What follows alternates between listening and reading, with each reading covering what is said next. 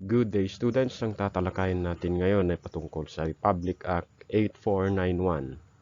It is an act prescribing the code of the national flag, anthem, motto, coat of arms, and other heraldic items and devices of the Philippines.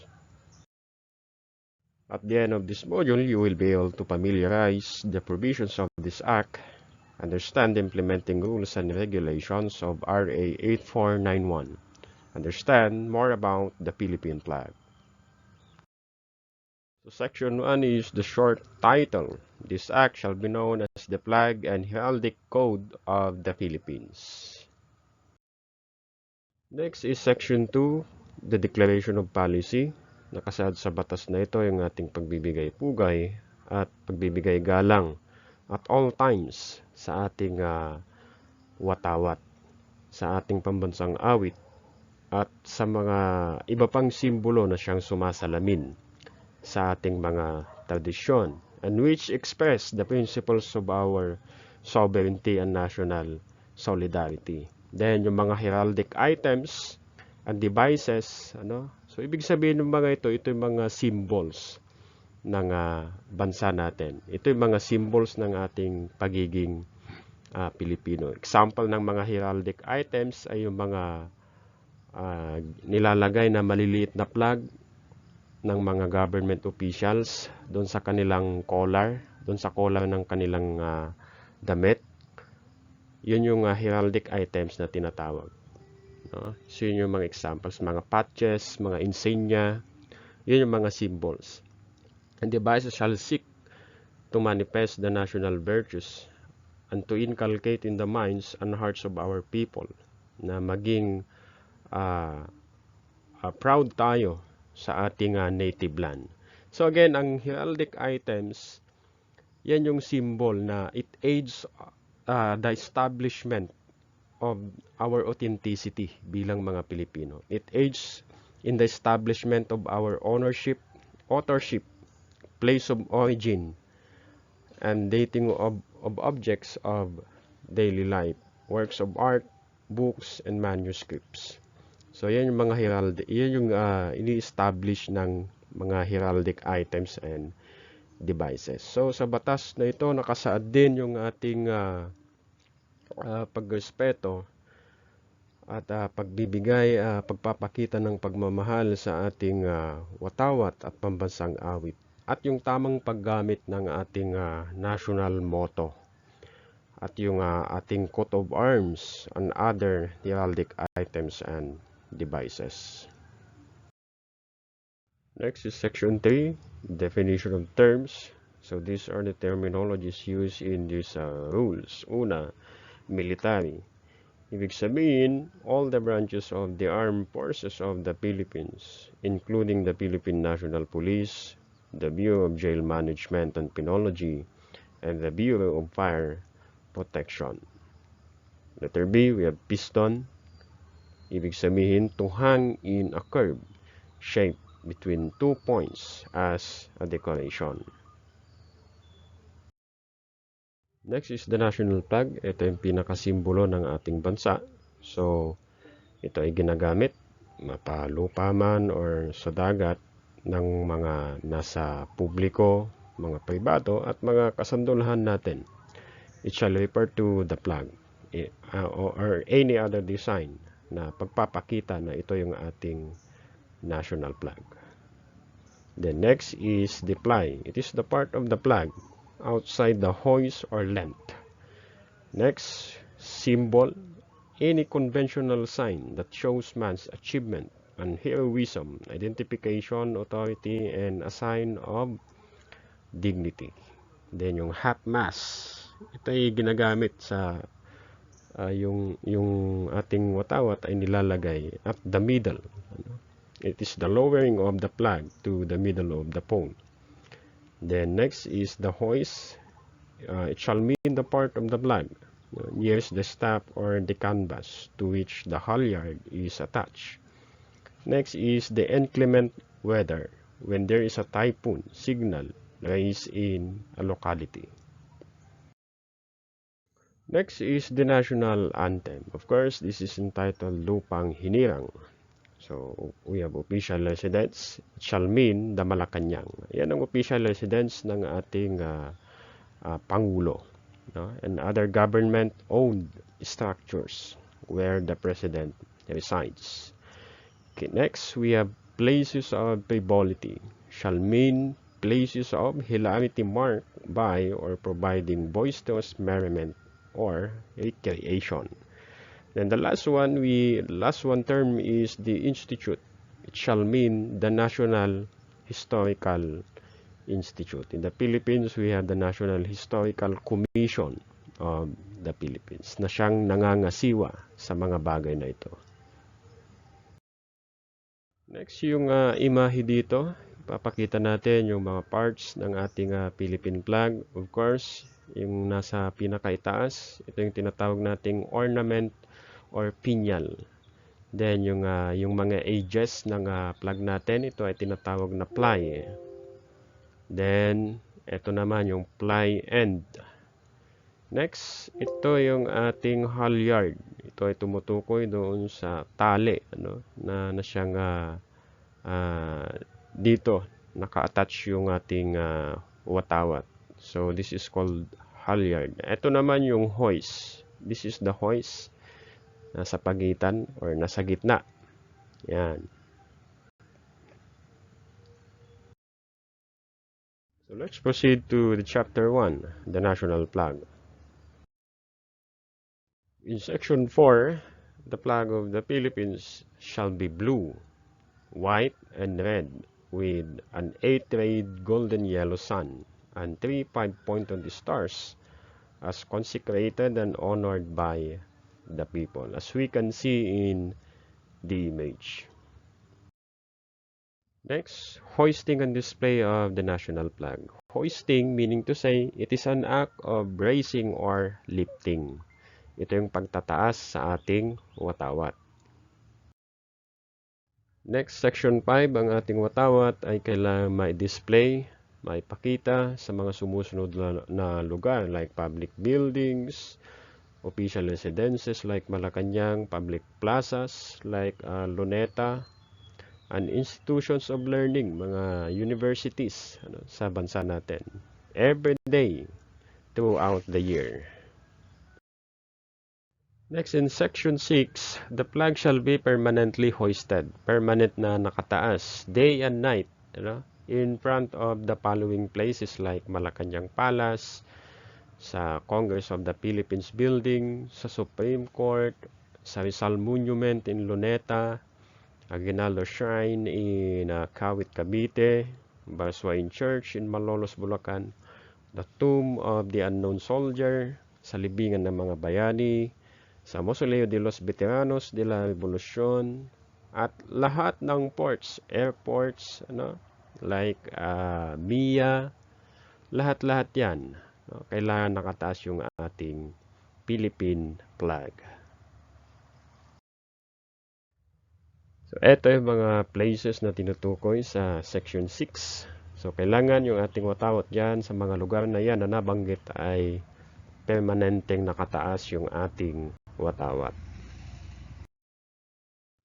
Then, dito sa section 7, kasad sa batas na ito, ang ating watawat ay kailangang ma-display in private buildings and residences or ito ay dapat nakataas. It should be raised in the open flag stops in front of said buildings. Kailan?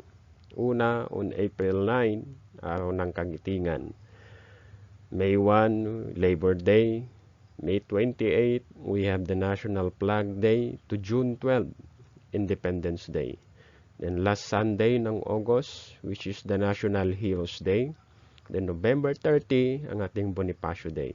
Then December 30, we have Rizal Day, and on such other days as may be declared by the President. So, depende kung may mga declarations pa ang ating Pangulo. So, kailangan maitaas, mai-display yung ating watawat. Or yung ating mga local chief executives, gaya ni Mayor. So, this is the section 7. Then the flag may also be displayed throughout the year in private buildings or offices or ito ay dapat itinataas, in the open on flag stops in front of private buildings, provided that they observe flag raising ceremonies. So mayroon tayong flag raising ceremonies every Monday in accordance with the rules and regulations to be issued by the Office of the President. Then in section 13, as we can see doon sa image na nandito, when displayed with another flag, kung ang ating watawat ay naka-display kasama ang ibang flag, the Philippine flag shall be on the right of the other flag. Kailangan ng ating Philippine flag ay laging nasa kanan ng ibang flag. If there is a line of other flags, the Philippine shall be in the middle of the line. So kailangan nasa gitna ng linya yung ating watawat. Kung ito naman ay dala-dala during parade with flags which are not national flags, so kailangan yung ating watawat ay laging nasa harapan at sa gitna ng linya. In section 15, the flag shall be raised at sunrise and lowered at sunset. So kailangan ito ay nakataas sa sunrise at nakababa every sunset. So it shall be on the mast at the start of official office hours. So kailangan nakataas ito lagi during office hours and shall remain flying throughout the day.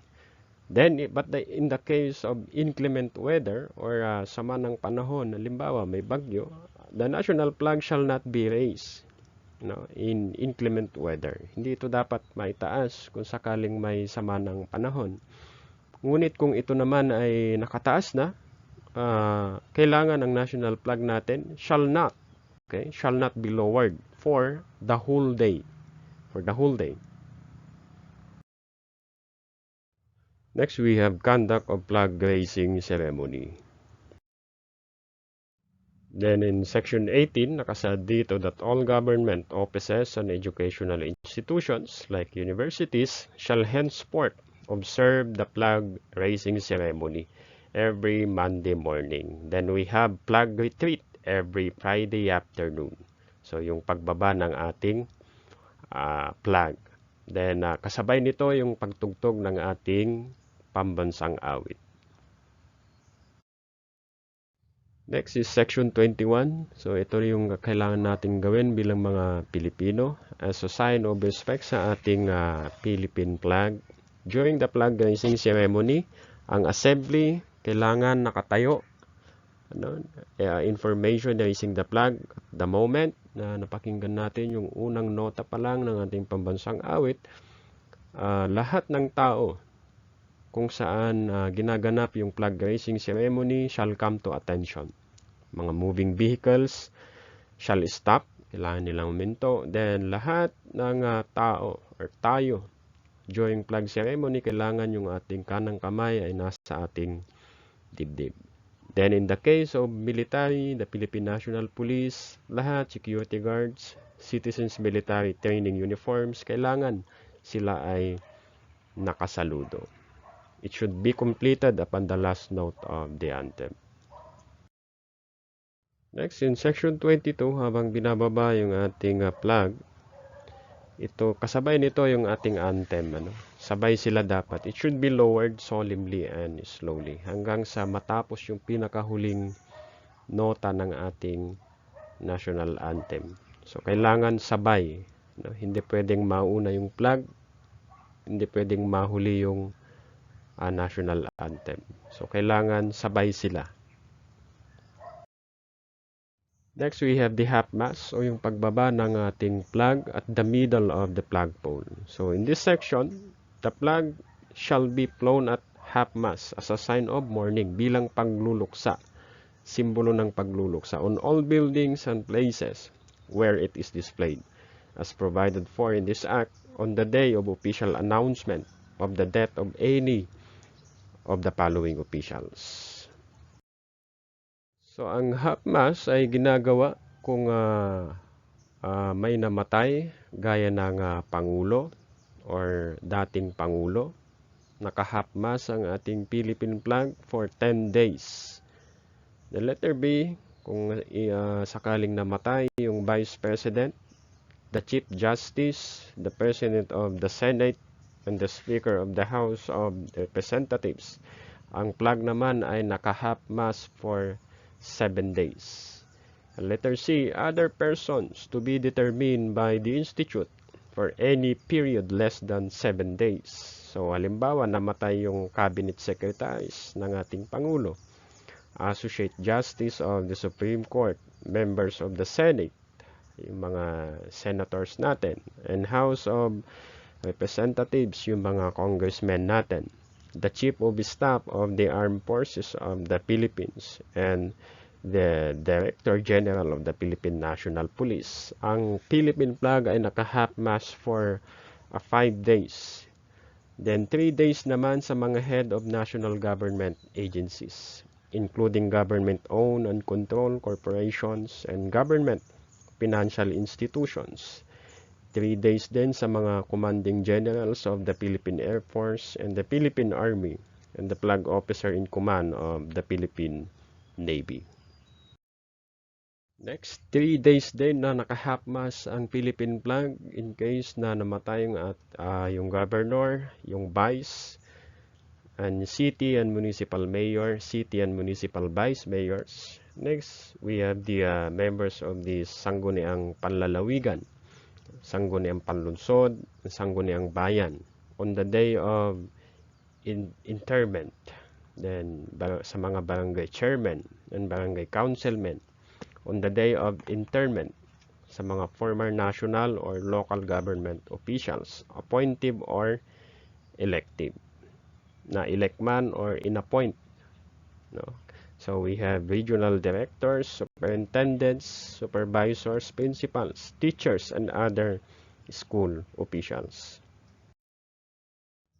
Next, we have letter E, casket. So ang Philippine flag, the flag may be used to cover the casket of the honored dead of the military. So every time nakikita natin yan kapag may mga namamatay na sundalo ay inilalagay sa kanilang kabaong yung ating watawat, yung mga veterano ng mga digmaan. Ganun din sa mga national artists, mga civilians na may ginawang serbisyo sa bayan, as may be determined by the local government unit concerned. So, ito yon, hanggang sa mailibing ang flag natin ay itinutupi at iginagawad sa asawa or sa pamilya ng namatay na sundalo, namatay na pulis, namatay na national artist, at mga sibilyan na nakagawa ng kabayanihan sa ating bansa.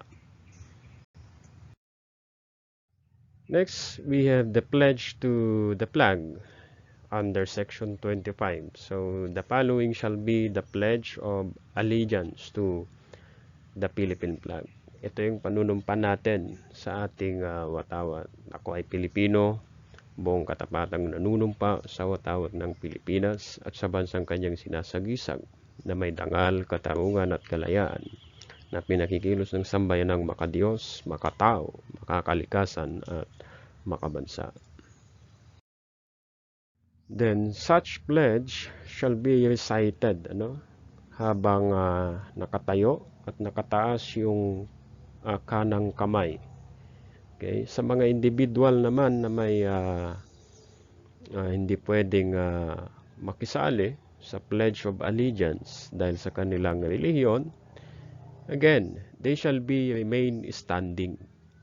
Okay, kung sa relihiyon nila, bawal lang magtaas ng kamay, mag-pledge ng allegiance sa watawat, they should remain standing bilang paggalang pa rin sa ating panunumpa sa ating watawat. So class, this would be the end of Module 8 Part 1 discussion.